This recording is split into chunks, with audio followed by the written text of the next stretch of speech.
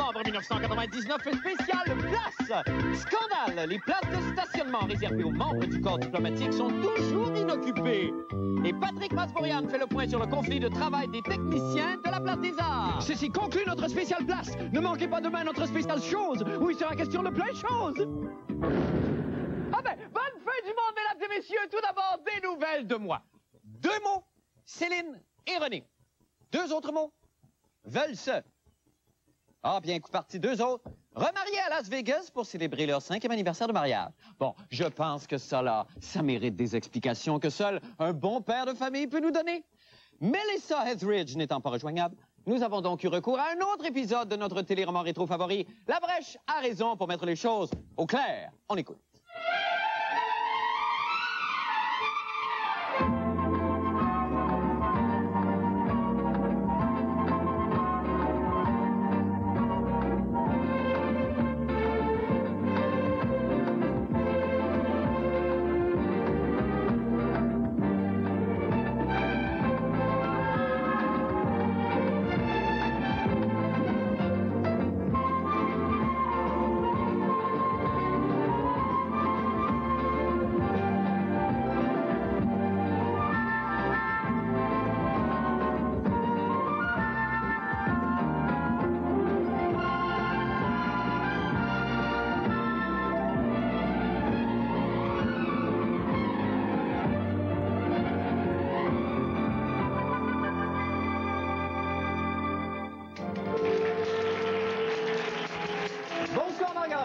Bonsoir, Marc. Bon.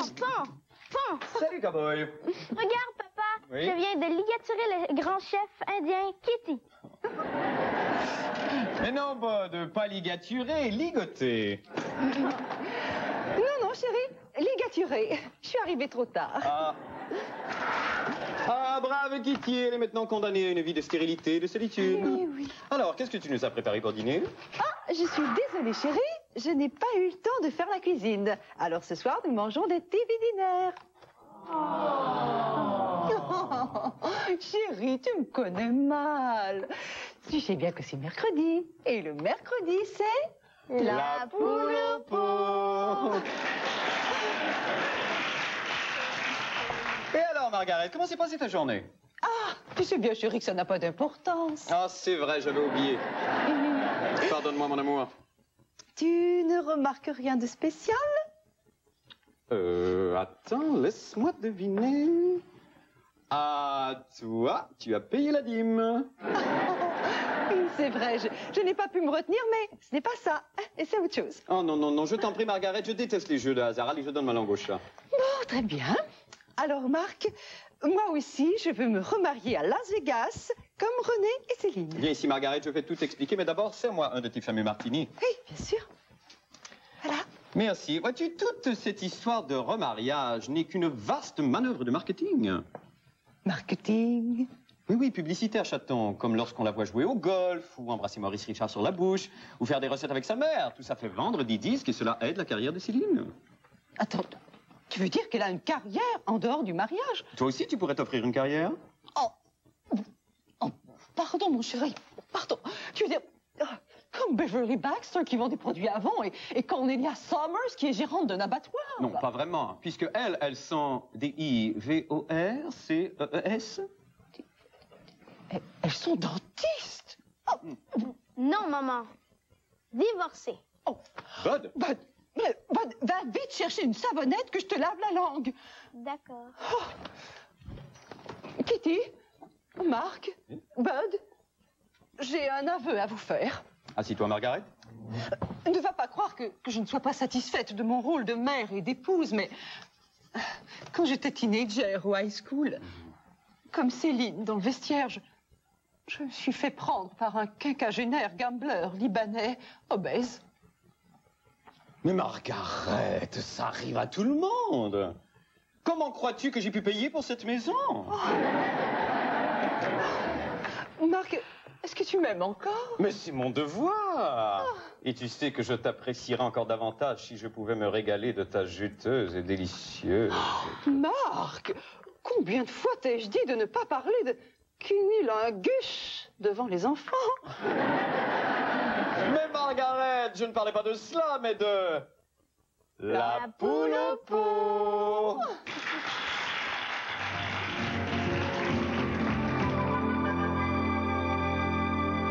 Maintenant pour les nouvelles de la fin du monde. Alors, j'ai écouté hier soir un super bon programme. Ça s'appelle Joanna McPark.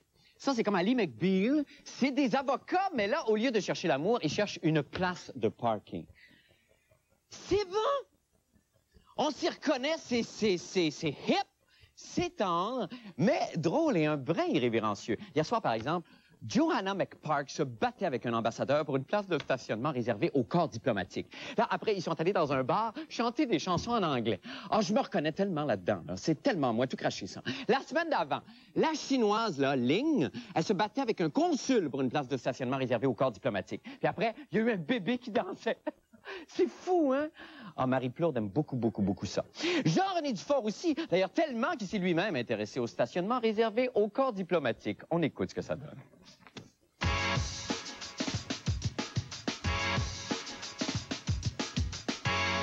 Bonjour. Montréal compte plusieurs stationnements réservés au corps diplomatique. Le saviez-vous?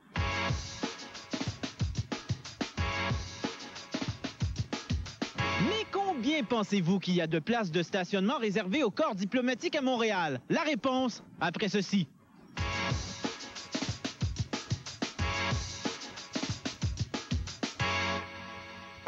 Si je me souviens bien, c'est un petit peu moins de 100 places.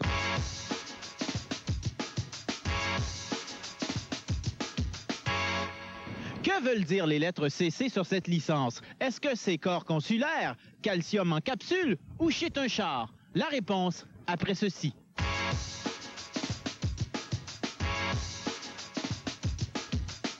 Une plaque qui commence par CC, qui veut dire corps consulaire, il y a le droit d'aller là. Une plaque qui commence par CD, corps diplomatique, il y a le droit d'aller là.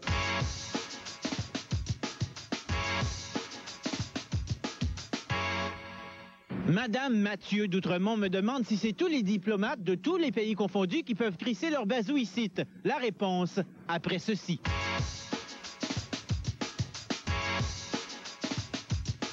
Mais si un représentant d'un autre pays qui a la même plaque, qui commence par les mêmes lettres, va s'installer là, nous, il n'y a plus rien qu'on peut faire. C'est entre eux qui doivent régler ça. Mais nous, là, le vrai monde, est-ce qu'on peut devenir un corps diplomatique? La réponse, après ceci.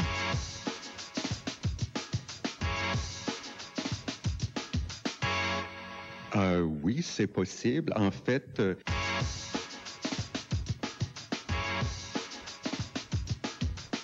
Savez-vous quel pays possède le plus de stationnements réservés au corps diplomatique? La réponse après ceci.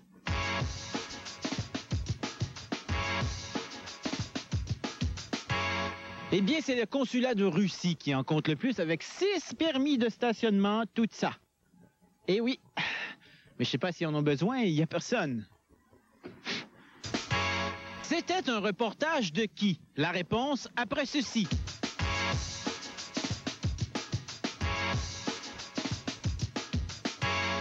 Un reportage de Jean-René Dufort. À la prochaine. C'est très drôle! Jean-René, bonsoir! Oui, mais bonsoir, bravo oui. pour la belle enquête. Oui. D'abord. Merci. Bon, là, on se demandait tous, évidemment, au bureau aujourd'hui, est-ce qu'on sait à peu près, par exemple...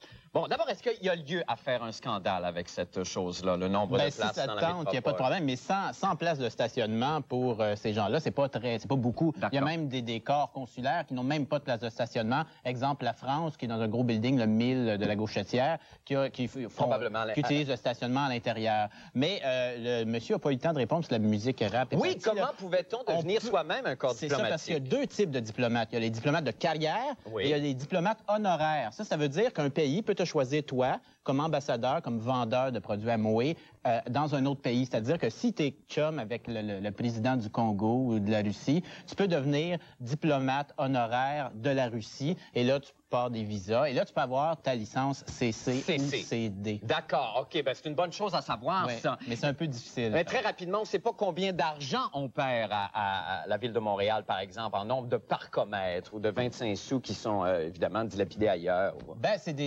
on perd de l'argent peut-être, mais c'est quand même des services parce que Montréal, il faut que Montréal soit sympathique. Alors, finalement, il n'y a aucun problème là-dedans, tout va bien. Mais non, mais si on leur passe pas des places de stationnement, que nous autres en Russie, à Moscou, ils nous en passeront pas non plus. Ah, OK, on peut même le voir ça marche, comme la ça. diplomatie. Ah, OK, il peut avoir là place à scandale, OK. Ben, merci. On peut leur mettre des parcomètres. Moi, j'ai aucun problème. OK, aucun problème. Finalement, il n'y a aucun problème avec quoi que ce soit. Merci infiniment, Jean-René. Nous allons faire une pause et nous revenons avec d'autres nouvelles.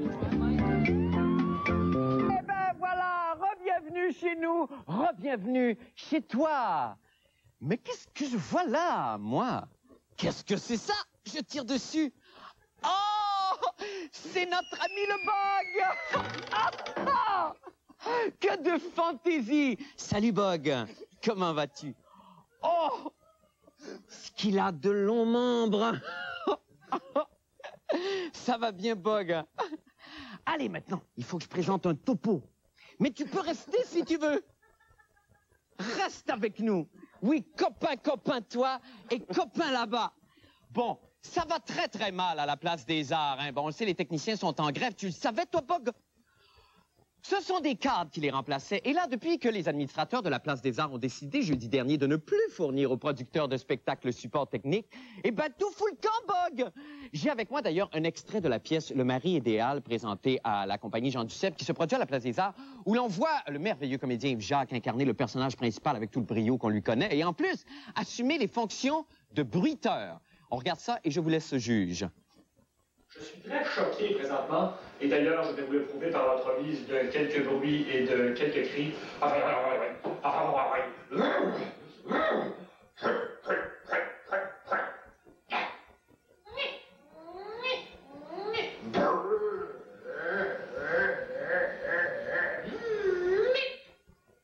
Choqué.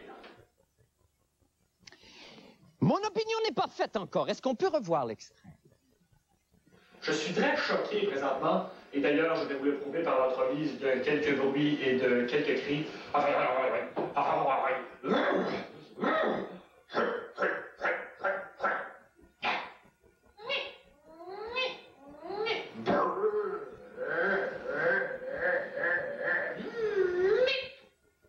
Choqué.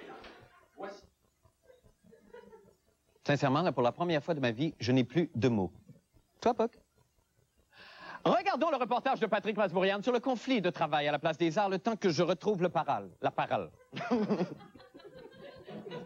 Depuis quelques mois, on entend toutes sortes de choses concernant le conflit qui oppose la Place des Arts à ses techniciens, membres du syndicat IATSE, un syndicat affilié à la FTQ. Encore une fois, il aura fallu attendre l'intervention de la courageuse équipe de La Fin du Monde est à 7 heures pour dire la vérité. Rien que la vérité, toute la vérité. Son développement moteur a été inversement proportionnel à son développement physique.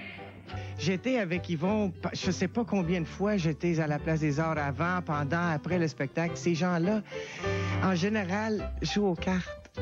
Tout le monde pointe dans mon bout, tout le monde m'accuse de choses et d'autres. C'est bien beau, la livraison de fertilisants organiques à ma porte, là, mais ça en prend deux pour signer un contrat, puis c'est eux autres qui l'ont signé le contrat. Fait que faites donc un double voyage. Il coûte très cher, puis on a besoin d'engager trop de personnel pour rien. Et puis, ils sont gentils, par exemple. Ils sont très, très gentils. D'ailleurs, même, je pense que j'ai joué aux cartes avec eux autres pas mal souvent.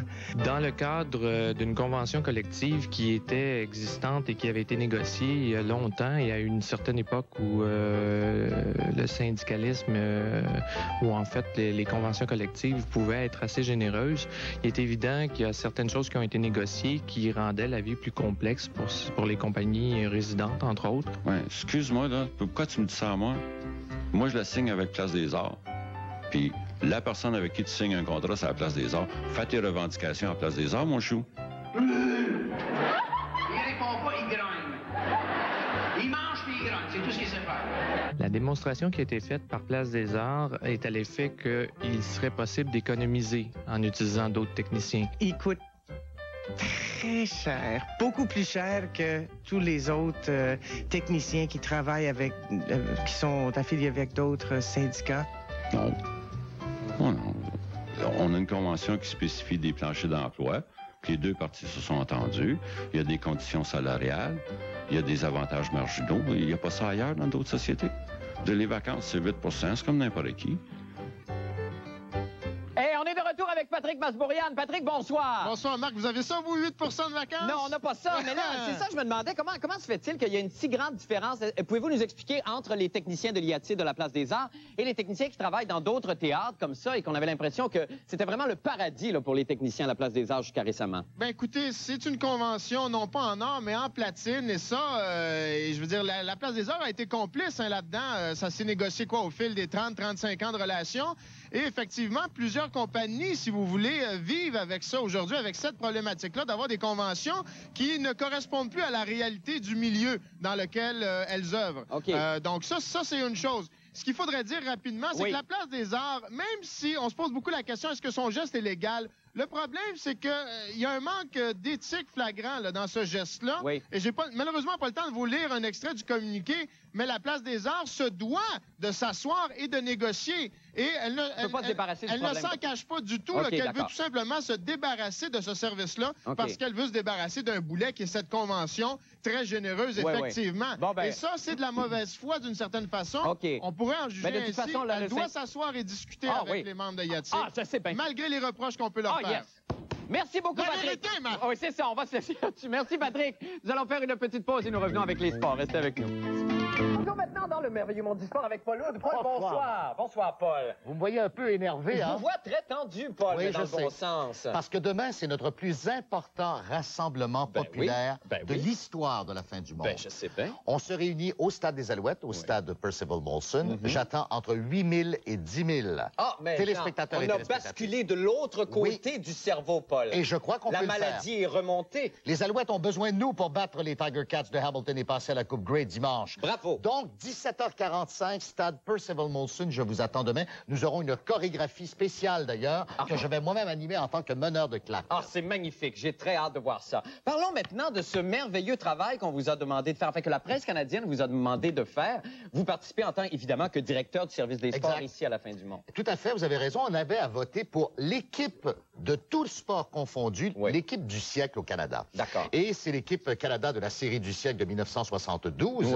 qui a terminé première. Évidemment, que faisiez-vous le 28 septembre 72? On assistait à la victoire du Canada sur les Russes. Et commandons, Paul. Et j'ai retenu ce soir 5 de mes choix qui, malheureusement, ne se sont pas classés dans les 10 premières équipes. D'accord. Mais de grandes équipes sportives du siècle. Comme par exemple, l'équipe des sœurs McGarrigle. Ah! Pourquoi? Pourquoi, me dites-vous? Oui, pourquoi Pour leur chanson « Je marche rue Sainte-Catherine ». Et Sœurs McGarrigle en marche.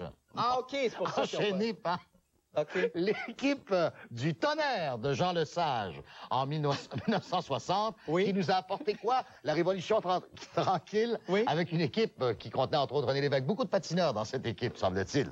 Ah ben oui! Une autre équipe qui n'a pas fait le top 10. Nous allons voir des images à l'instant même. Je ne sais même pas quel genre d'image nous allons avoir. Ben, probablement une image en couleur. Oui. Alors, on n'a pas d'image. Ça va très bien. Donc, il y avait combien d'équipes qui étaient censées apparaître? Il y en avait 5. 5. OK. D'accord. Est-ce qu'on peut au moins les nommer? Oui, il y a les 4 chevaliers au kiff, entre autres, à la balle molle. Ah, ben, les voilà peut-être. Avec le célèbre lanceur Claude Popo Potvin. Et la scène des doubles lanceurs et du frappeur à la scie mécanique. Et en terminant, bien sûr, l'équipe très soudée en hébertisme des cadets de la forêt. D'accord. Alors, on ne peut pas les voir, ils sont dans la forêt, mais nous allons inviter toute l'équipe ici à entamer le thème des cadets de la forêt. Mais certainement. La la la la la la la la la la la la la la la la la. Mais il y a eu participation pour la première fois. Mais il y a Jacques Mathieu, évidemment, qui est trop large pour écouter ses comparses et qui a décidé de prendre sur lui de chanter jusqu'au bout. Merci infiniment, Paul. Prenez le pas personnel. Prenez le pas personnel. Bon. Mais Seigneur, la bisbille. Nous allons faire une petite pause et nous revenons avec le mot de la fin et la météo. Je vous en prie, restez avec nous.